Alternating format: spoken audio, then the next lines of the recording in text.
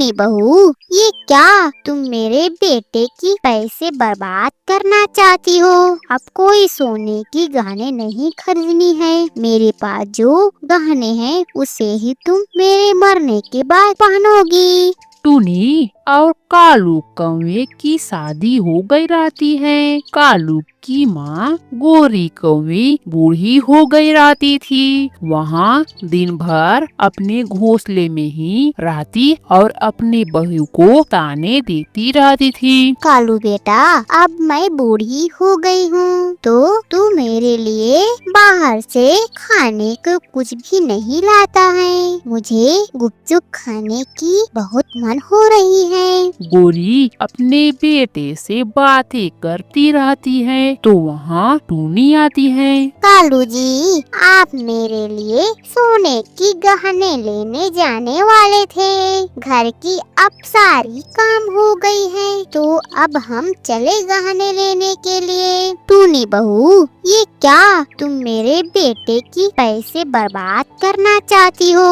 अब कोई सोने की गहने नहीं खरीदनी है। मेरे पास जो गहने हैं उसे ही तुम मेरे मरने के बाद पहनोगी। माँ जी, पर आपकी गहने तो पुरानी हो गई है तो मैं उसे कैसे पहन सकती हूँ? बेटा, अब मुझे कुछ नहीं सुननी है। तू चुपचाप काम पर जा और मेरे लिए गुपचुप लेते आना। टूनी गुस्सा हो जाती है और अपने रूम में जाकर रोने लगती है। वहाँ कालू कौवा आता है और बोलता है, टूनी, तुम माँ जी की बातों को बुरा मत माना करो। माँ जी की अब उम्र हो गई है, इसलिए वह जो मन में आए वह बोलती रहती है। मुझे अब कुछ नहीं सुननी है जी। अब हम कहीं और रहेंगे। आप मेरे और आपके लिए कोई दूसरी जगह घर बनाओ। मैं माँ जी के ताने सुन सुन कर थक गई हूँ। अब मैं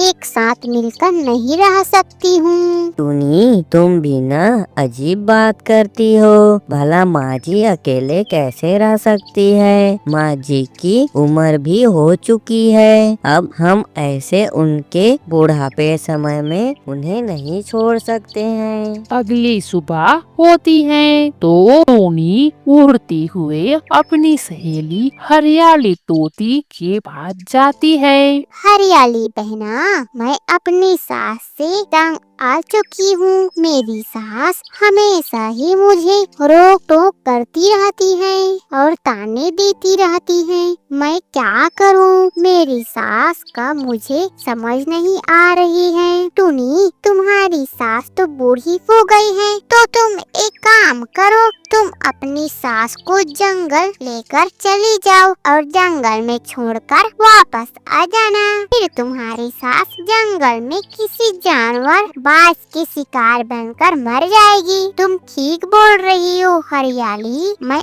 ऐसे ही करती हूँ। टोनी वापस घर आ जाती है और अपनी सास को बोलती है, माँ जी, आज मेरी सहेली मीनू के यहाँ दावत है तो उसने हमें अपने घर दावत में बुलाई है। गोरी कौवी को टोनी अपने साथ जंगल में ले जाकर एक पेड़ पर बैठा देती है।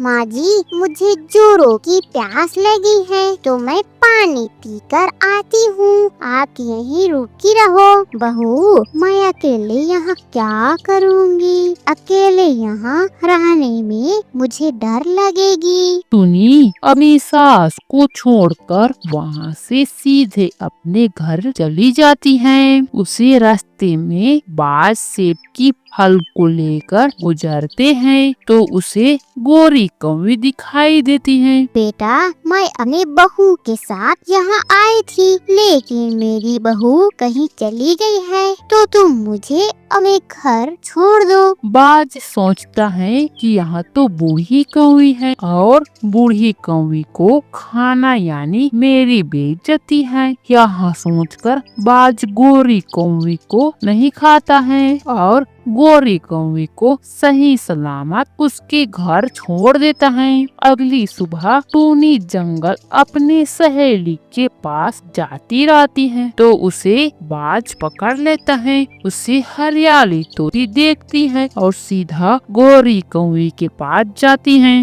गोरी दादी, आपकी बहू को बाज उठाकर पश्चिम दिशा की ओर ले गया है। गोरी तुरंत ही एक कुल्हाड़ी पकड़कर सीधा अपनी बहू के पास जाती है और बाज को कुल्हाड़ी से मारकर अपनी बहू टूनी को वापस अपने घर ले आती है। माँ जी, मैंने आपको बारे में हमेशा ही गलत सोची है, मुझे माफ करना। बहू, यह गहने अब तुम्हारी है, मैं तुम्हें यहाँ देने के लिए ही रखी थी। इसके बाद दोनों सास बहू मिलकर रहने लगते हैं और खुशी खुशी जीवन यापन करते हैं।